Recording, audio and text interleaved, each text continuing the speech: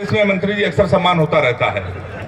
आदरणीय विधायक जी बैठे हैं सर, मैं लपेटे में नेताजी में एक शो आता है, हो सकता है आप लोगों ने देखा हो, उसमें मैं नेताओं को लपेटता हूं। सोचा था मंत्री जी बैठे हैं उनको लपेटूंगा, फिर सोचा था मंत्री जी कांग्रेस के मंत्री हैं भाजपा को लपेटूंगा, पता चला कि विधायक भाजपा के हैं तो मैं तो फंस गया हूं भाई साहब। लेकिन सर हम लोग कवि हैं, अपनी आदत से मजबूर हैं, हम लोग कुछ कर भी नहीं सकते। और मैं तो आदरणीय विधायक जी आपका मैं बहुत बहुत आभारी हूं।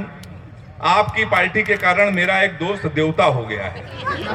नहीं हंसने की बातें बिल्कुल सही बता रहा हूं।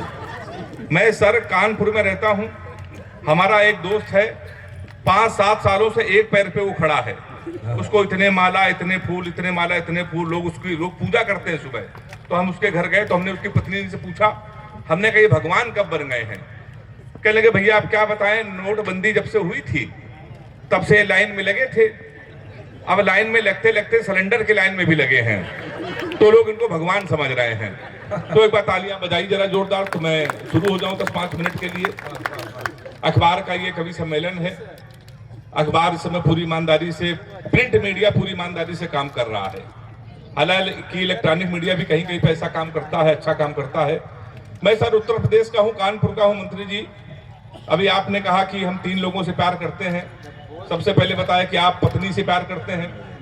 आप हमारे कभी उत्तर प्रदेश आइए और हमारे यहाँ के मंत्रियों से पूछिए तो वो भी कहते हैं कि हम भी पत्नी से प्यार करते हैं। फर्क इतना है कि आप अपनी पत्नी से करते हैं। हाँ ताली कमजोर है थोड़ी सी, आपकी ताली जरा जोरदार बजाइए। नहीं सर बड़ी सोच है हमारे यहाँ के लोगों की, सबसे समान रूप से करते हैं, पति से भी करते हैं, बच्चों से भी करते हैं, सबसे करते हैं। तो हमारा उत्तर प्रदेश दुनिया में सबसे अनूठा है। और मैं तो कानपुर से आया हूँ, आप दुनिया में कहीं भी चले जाइए, हमारे कानपुर आप आएंगे आपको लगेगा इतने विचित्र लोग केवल कानपुर में ही पाए जाते हैं। कभी आप बनारस जाइए, रेलवे स्टेशन पर उतरिए, वहां लिखा रहता है बनारस का पान आपका स्वागत करता है। कभी आगरा जाइए, वहां उतरिए, वहां लिखा रहता है आगरा का पेठा आपका स्वागत करता है। हमारे कानपुर आइए, रेलवे स्टेशन पर उतरिए, वहां लिखा रहता है रूपानी चप्पल आपका स्वागत करता है। तो मैं उसी कानपुर से आया हूँ साहब। अभी तो मैं सोनी चैनल में सर लाफ्टर की शूटिंग कर रहा था, सोनी चैनल में। मैं वहां से लौट कर आया, कानपुर एयरपोर्ट उतरा तो मेरी घड़ी खराब। मैंने जीवन का सबसे बड़ा पाप ये किया कि कानपुर वाले से टाइम पूछ लिया। हमने कहा भैया टाइम क्या हो रहा है? तो हमसे कहने लगा ऐसा गुरु तुरंत यहाँ से निकल लो, टाइम बहुत खराब है। हमारे मुंह बिल्कुल मत लगना, नहीं तो तुम्हारा टाइम भी खराब हो जाएगा। तो हमने कहा भाई टाइम ने बता दो, ये बता दो तेरा मूड क्यों खराब है? उसका जवाब सुनना, पलामू वालों सारे लोग ताली बजा, हमने तुम्हारा मूड क्यों खराब है?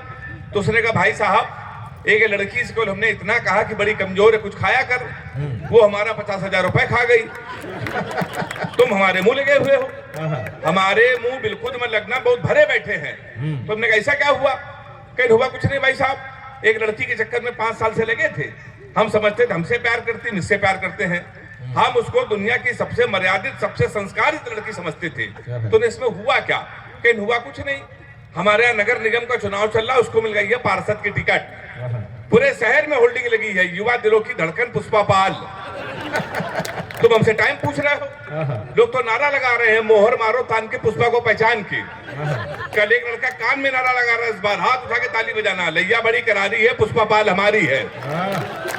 तो सर हमारा उत्तर प्रदेश है बहुत अद्भुत है, सही बता रहा हूँ आपको।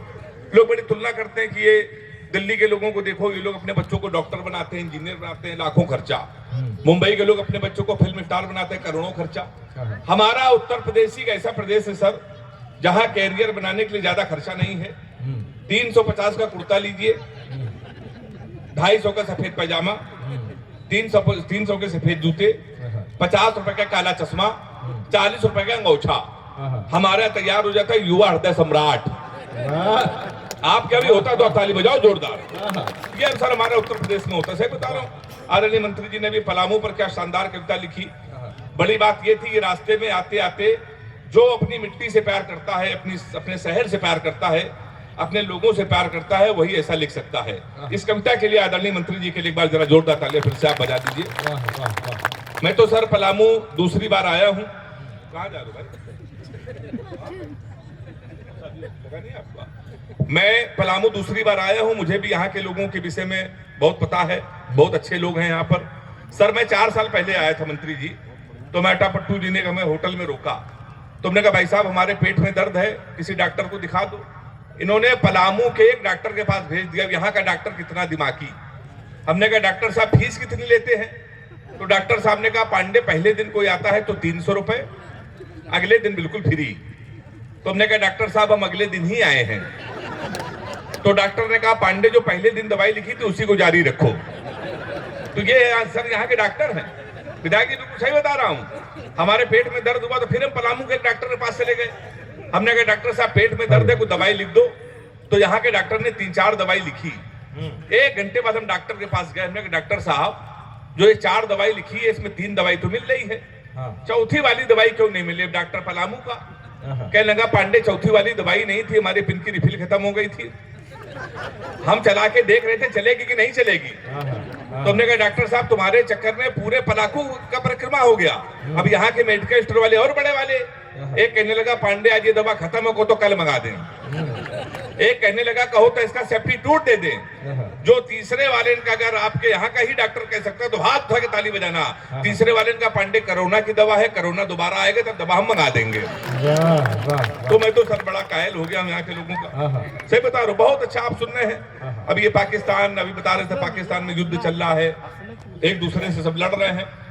सर हम लोग, और ये सबसे अच्छा काम हिंदुस्तान अखबार ने ये किया कि वीर रस के किसी कवि को नहीं बुलाए, नहीं तो पाकिस्तान को निपटा के चला जाता। हम लोग उत्तर प्रदेश में कवि सम्मेलन करते हैं तो वीर रस के किसी कवि को भी नहीं बुलाते हैं, क्योंकि ऑलरेडी इतनी वीरता हमारे कानपुर में है। एक दिन विधायक जी, एक यादव जी 7 बजे मेरे घर आ गए, सुबह 7 बजे। कह लेंगे पांडे जी आप तो सोनी चैनल में आते हैं, लपेटे में नेताजी में आते हैं, हमको आशीर्वाद दे दो। हमने किस बात का आशीर्वाद? कह लेंगे यार हमको डिस्कवरी चैनल जाना है और शेर के साथ सेल्फी लेनी है। हमने कहा पागल कोई शेर के साथ सेल्फी लेता है? तो उसने कहा क्यों?